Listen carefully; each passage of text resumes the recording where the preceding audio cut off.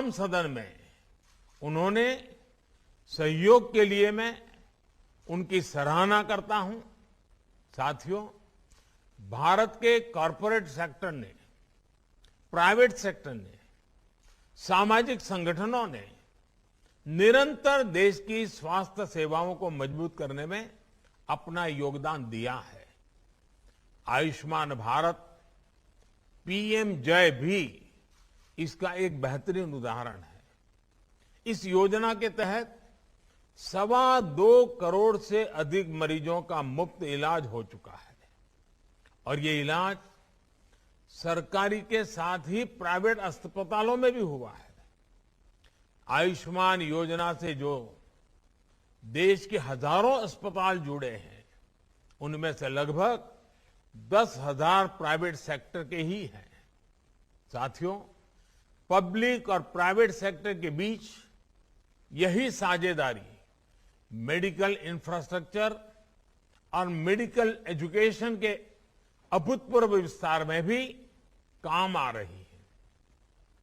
आज जब हम देश के हर जिले में कम से कम एक मेडिकल कॉलेज बनाने पर बल दे रहे हैं, तो इसमें प्राइवेट सेक्टर का रोल भी बहुत अहम है। इसी भागीदारी को बल देने के लिए मेडिकल एजुकेशन से जुड़ी गवर्नेंस में बहुत बड़े रिफॉर्म्स किए गए हैं। नेशनल मेडिकल कमीशन का गठन होने के बाद भारत में प्राइवेट मेडिकल कॉलेज खोलना और आसान हुआ है। साथियों, हमारे यहां कहा गया है, दान दिए धन ना घटे, नदी ना घटे नीर। यानी दान करने से धन घटता नहीं है, बढ़ता है। इसलिए जितनी सेवा करेंगे, दान करेंगे, उतनी ही संपत्ति बढ़ेगी। यानी एक तरह से हम जो दान देते हैं, सेवा करते हैं, वो हमारी ही प्रगति को व्यापक बनाती है। मुझे विश्वास है, आज हरियाणा के झज्जर में विश्राम सदन का निर्माण एक विश्वास सदन के रूप में भी उभर रहा है। ये विश्राम सदन विश्वास सदन का भी काम करता है। देश के अन्य लोगों को भी ऐसे ही और भी विश्राम सदन बनाने की प्रेरणा देगा। केंद्र सरकार अपनी तरफ से भी प्रयास कर रही है कि देश में जितने भी एम्स हो, जितने नए एम्स बन रहे हो, वहां पर नाइट शेल्टर्स जरूर बने। साथियों, अपनी बीमारी से परेशान मरीज और मरीज के रिश्तेदारों को थोड़ी सी भी सहूलियत मिल जाती है तो बीमारी से लड़ने का उनका हौसला भी बढ़ जाता है। ये सहूलियत देना भी एक तरह से सेवा ही है। जब मरीज को आयुष्मान भारत योजना के तहत मुफ्त में इलाज मिलता है तो वो उसकी सेवा होती है।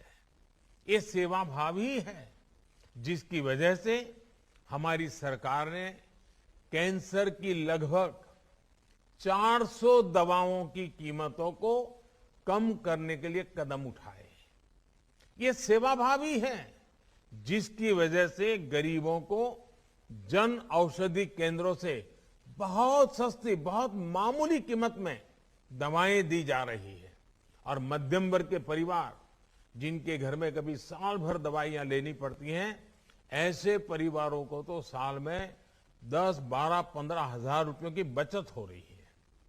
अस्पतालों में हर प्रकार की जरूरी सुविधाएं मिले, अपार्टमेंट सरल और सुविधाजनक हो, अपॉइंटमेंट में कोई कठिनाई ना हो, इस पर भी बहुत ध्यान दिया जा रहा है।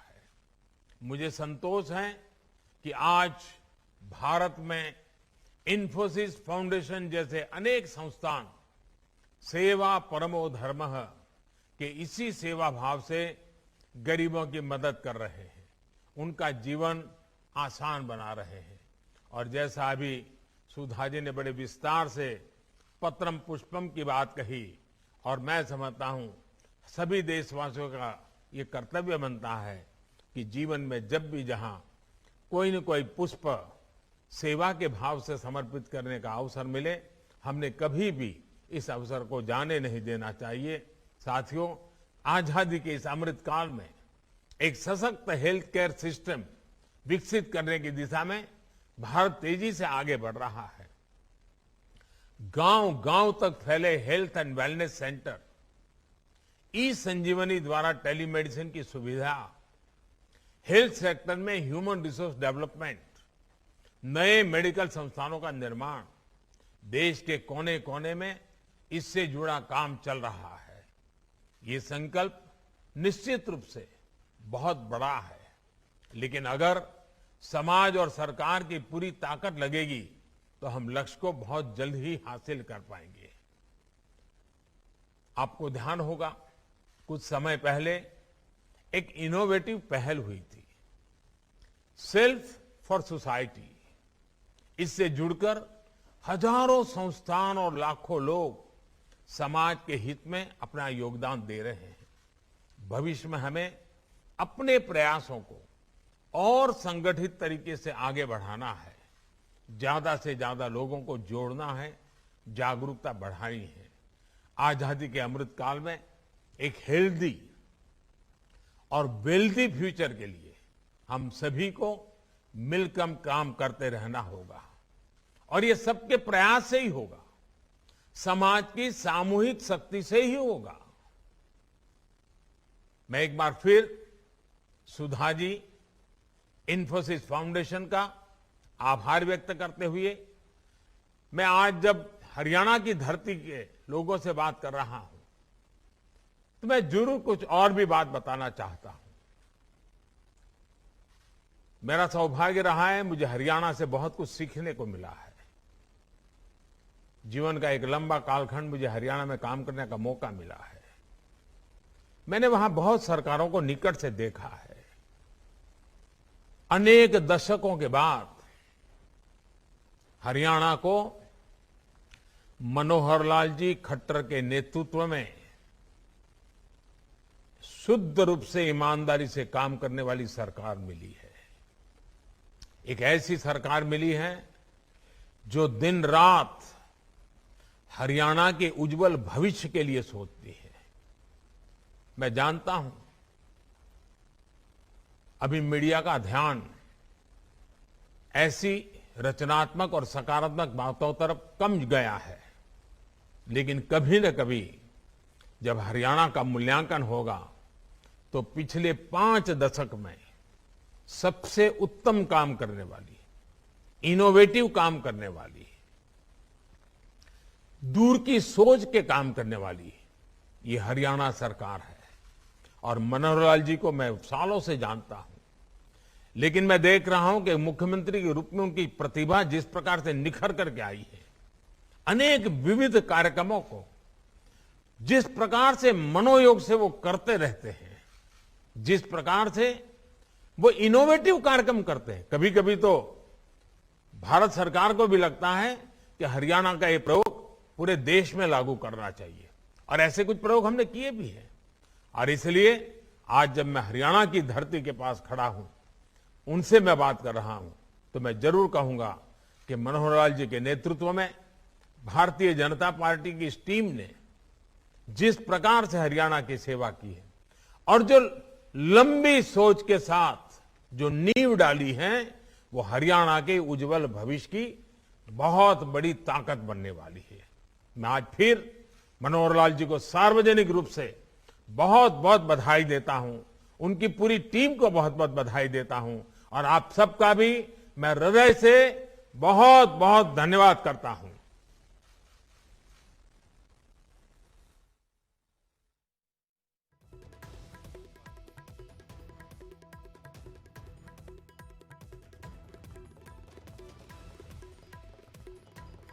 पर पुनः विश्व गुरु सा उभरता हिंदुस्तान नजर आता है श्रीमान।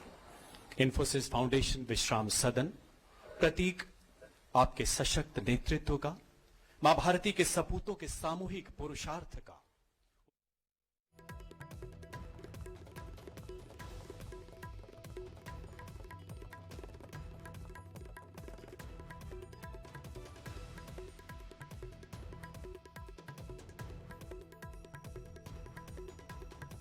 ਸੋ ਪੀਐਮ ਨਰਿੰਦਰ ਮੋਦੀ ਦੇ ਵੱਲੋਂ ਸਾਫ਼ ਤੌਰ ਤੇ ਕਿਸ ਤਰ੍ਹਾਂ ਦੇ ਨਾਲ ਕੰਮਕਾਰ ਹੋ ਰਿਹਾ ਇਸ ਦੇ ਬਾਬਤ ਤਾਰੀਫ ਕੀਤੀ ਗਈ ਹੈ ਹਰਿਆਣਾ ਦੀ। ਔਰ ਇੱਕ ਛੋਟਾ ਜਿਹਾ ਬ੍ਰੇਕ ਲੈਣੇ ਆ, ਜਲਦੀ ਵਾਪਸ ਆਵਾਂਗੇ।